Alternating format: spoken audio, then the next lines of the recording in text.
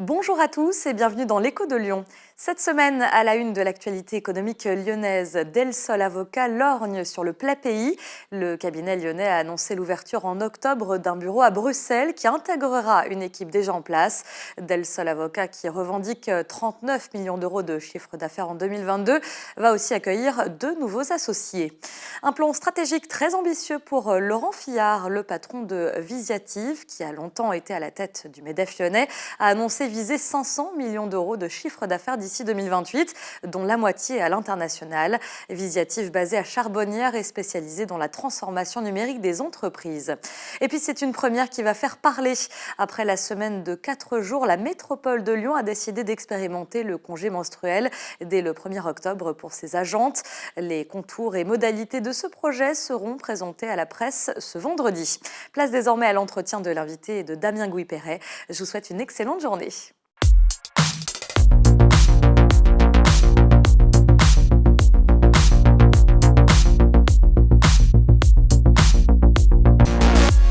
Bonjour à tous, bienvenue dans l'Écho de Lyon. Aujourd'hui, les vacances sont finies pour presque tout le monde. Il est temps de faire un bilan des attentes des Français dans le domaine du tourisme. Est-ce que le tourisme vacances et le tourisme d'affaires fonctionnent de la même manière? Est-ce qu'il y a des réactions différentes? Est-ce qu'il y a des parcours différents? Est-ce que les différentes crises influent nos différents voyages? Pour aborder tous ces sujets, je reçois aujourd'hui David Bernin, qui est directeur général de Ailleurs et de Bleu Voyage. David Bernin, bonjour. Bonjour Damien. Vos entreprises appartiennent au groupe Marieton. Est-ce que vous pouvez déjà nous rappeler vos activités? Bien sûr. Alors, l'activité dont je suis le garant, on va dire, donc c'est Ailleurs et Bleu Voyage. Ailleurs et Bleu Voyage, c'est quoi? C'est tout d'abord la partie loisirs, avec 130 agences de voyage sous différentes marques. Selectour principalement, nous avons également des franchises Carrefour Voyage. Et puis nous avons la partie Business Travel. La partie Business Travel, c'est quoi? C'est tout simplement la gestion, nous confie la gestion des déplacements des professionnels, des entreprises. Voilà.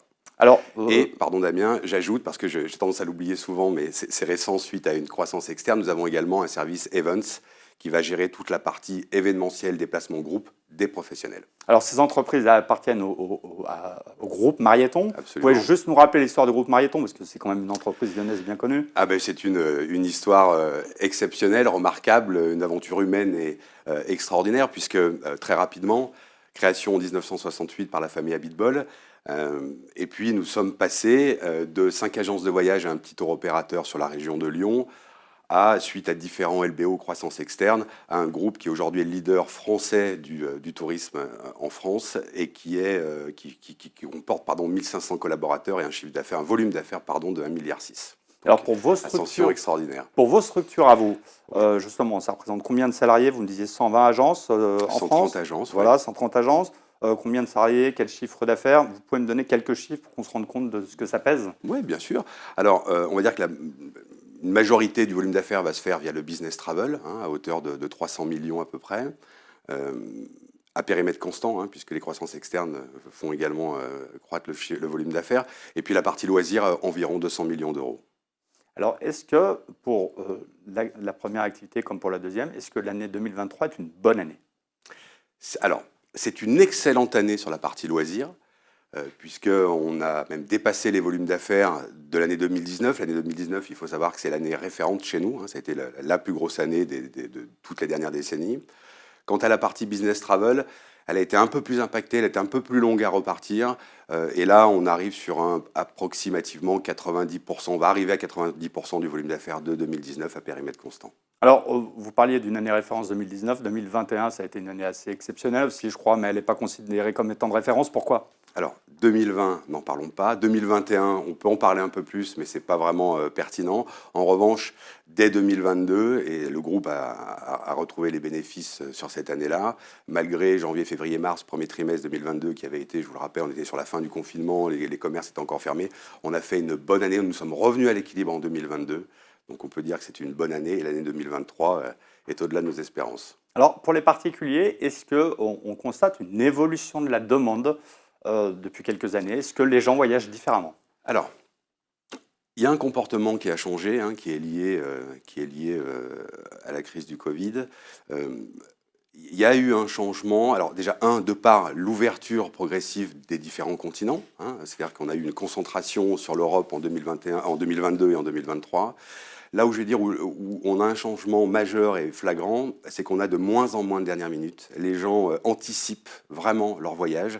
Habituellement, on va dire que les prises de commandes, le pic de notre activité en prise de commande se situe plutôt janvier, février, mars pour des départs pour l'été d'après.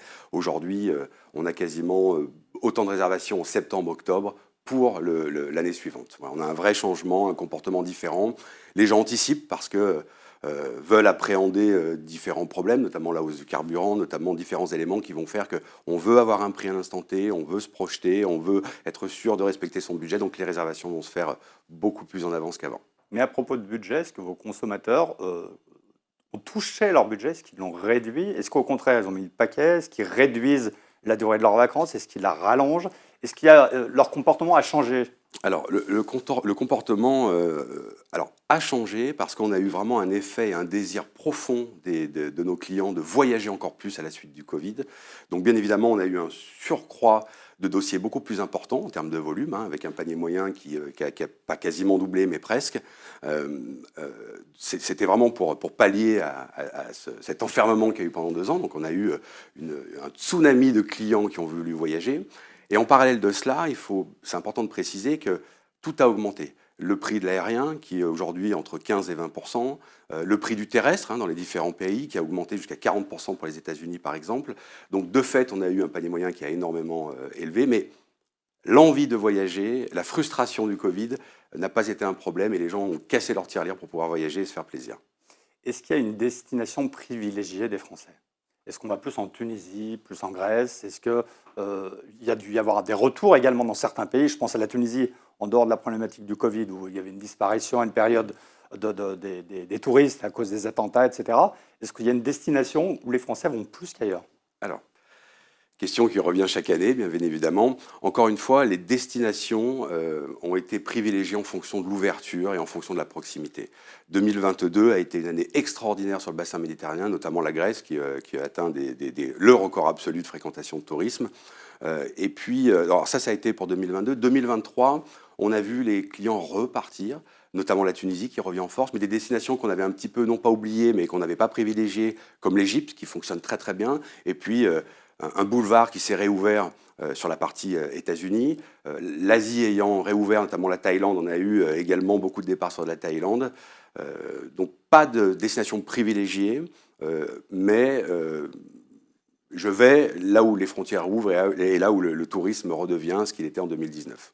Est-ce qu'aujourd'hui, vos clients cherchent des destinations environnementales? Est-ce que ça a un impact sur leur achat? Est-ce qu'ils ont changé leur attitude en demandant à voyager plus vert, à voyager moins polluant, etc.? Alors effectivement, c'est un sujet qui nous tient à cœur depuis de nombreuses années, puisque je fais un petit focus sur la partie business travel. La partie business travel, depuis maintenant bien 5 ans, à chaque appel d'offres auquel nous répondons, eh bien, il y a une partie qui est justement l'environnement, l'écologie, le RSE, etc. Ça a vraiment pris une part très importante dans la réponse des appels d'offres. Donc, on a anticipé, on avait déjà commencé à travailler sur ce sujet-là, avec notamment des collaborateurs en interne qui sont passionnés par le RSE et qui nous accompagnent via d'autres entreprises pour monter un petit peu en gamme là-dessus. Et sur la partie loisirs, alors c'est encore un petit peu prématuré, mais oui. Oui, ça y est, nous avons des clients qui sont sensibles à ce sujet-là. Nous répondons à cette demande. Alors, je vais vous donner un exemple très simple. Et bien aussi bien les tours opérateurs, les fabricants de voyages que nous-mêmes et que le client, on va favoriser, par exemple, on va diminuer ou favoriser un train plutôt qu'un vol intérieur dans un pays. On va vraiment faire en sorte. Les clients commencent à nous demander les émissions de CO2 par hôtel. Nous y répondons. Voilà, donc il y a une vraie prise de conscience là-dessus. Nous avons nous-mêmes des tours opérateurs dans le groupe qui ont, pour faire face à cette demande, créé des brochures, notamment Voyamar et la brochure Tomorrow, qui, comme je vous le disais, va privilégier des circuits courts. Alors, la durée du séjour ne va pas changer, mais le sens du circuit et le contenu, lui, va changer et va s'adapter justement pour répondre à la demande de ses clients. Alors, le 6 juillet dernier, je lis les chiffres sous les yeux, on a décompté dans la journée 134 000 vols commerciaux et environ 10 000 vols en jet privé sur l'ensemble de la planète, c'est-à-dire qu'on a battu le record absolu de saturation de l'espace aérien. Est-ce que, selon vous, c'est qu'on a atteint un sommet? Est-ce qu'on va encore aller plus loin? Est-ce qu'à l'inverse, justement, sous la pression environnementale, les gens vont prendre un peu moins l'avion? Alors, ce qu'il faut savoir aujourd'hui, c'est que la partie aérienne représente 3% des émissions CO2 dans le monde. Donc, elle reste minime quand même, hein. C'est vrai qu'on se fait une image de l'avion qui est très pollueur, mais non, ce n'est que 3%. Mais inévitablement, oui, nous allons avoir une baisse de la partie aérienne, mais en soi qui ne va pas forcément être liée au tourisme, mais plutôt sur la partie business travel. Parce qu'aujourd'hui, nos sociétés, nos clients sont très attentifs à ce genre de débat et vont changer leur politique voyage. Là où avant, comme une société demandait à son collaborateur de ne prendre l'avion que si le trajet en train dépassait 3 heures par exemple, et bien aujourd'hui, il va passer à 4 heures ou à 5 heures.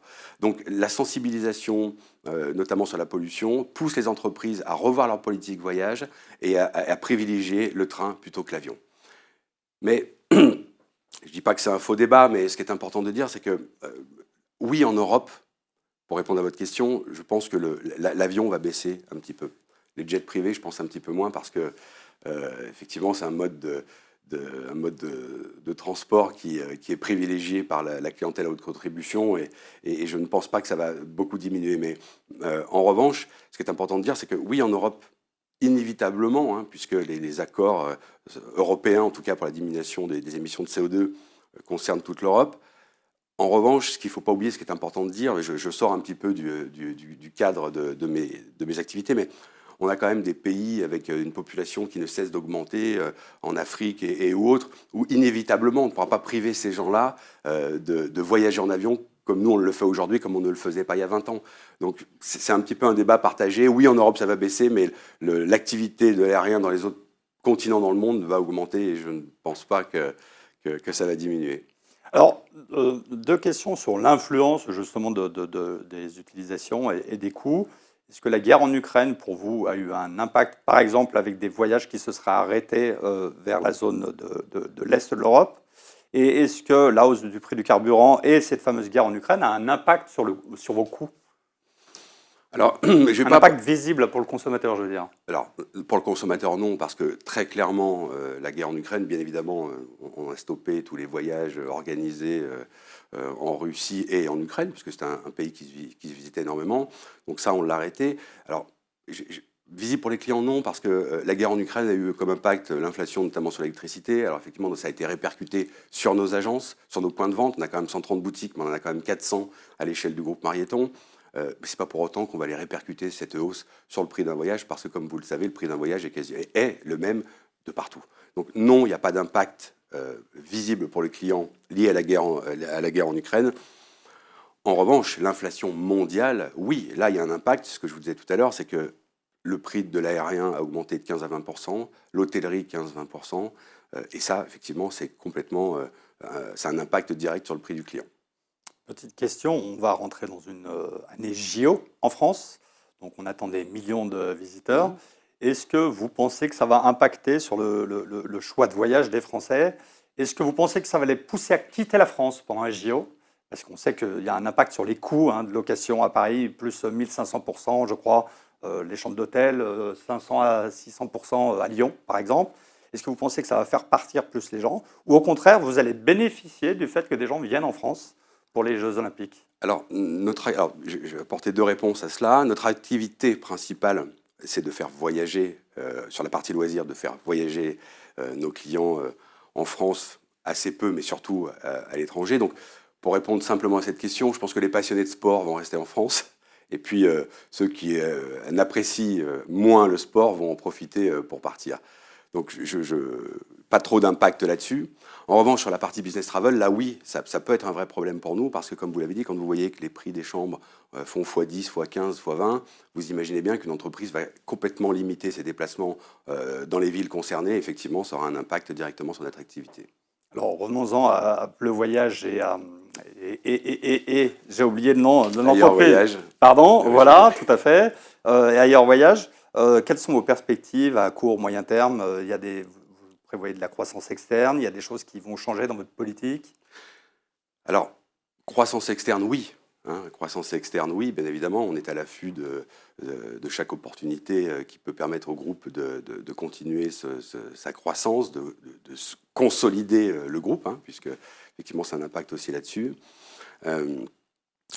En revanche, ce qu'il faut savoir, c'est qu'on a un métier qui est extraordinaire. On fait voyager les gens. On est là pour les conseiller. On est là pour les apporter. Nous sommes des commerçants, hein, avant tout, sur la partie loisirs. Donc c'est un métier passionnant et c'est un métier auquel je crois. Néanmoins, il est vrai que moyen et long terme, eh bien, tout va tourner autour de la technologie. Et on se doit aujourd'hui d'apporter des solutions nouvelles, de la digitalisation, permettre à nos clients de pouvoir réserver n'importe quand ils le souhaitent. Notamment, on a des projets de permettre à nos clients lors d'un apéritif en after work, de pouvoir contacter le client. Alors, on ne va pas demander à notre collaborateur de travailler en agence parce que, je ne vais pas dire que c'est has-been, mais donner l'opportunité à toute cette nouvelle clientèle de pouvoir contacter un agent de voyage en dehors des horaires de travail via une agence virtuelle, pourquoi pas. Donc, on travaille plus sur des solutions d'acquisition de nouvelles clientèles via la technologie. Et ça va être exactement la même chose sur la partie business travel. Aujourd'hui, on apporte du service, on est là pour le client, on négocie les tarifs pour eux, on les accompagne, c'est un vrai métier. Et la technologie est un peu le moteur aujourd'hui où on se doit de pouvoir proposer des solutions à nos clients de facilité de mobilité. Bien, David Bernin, merci pour cet éclairage.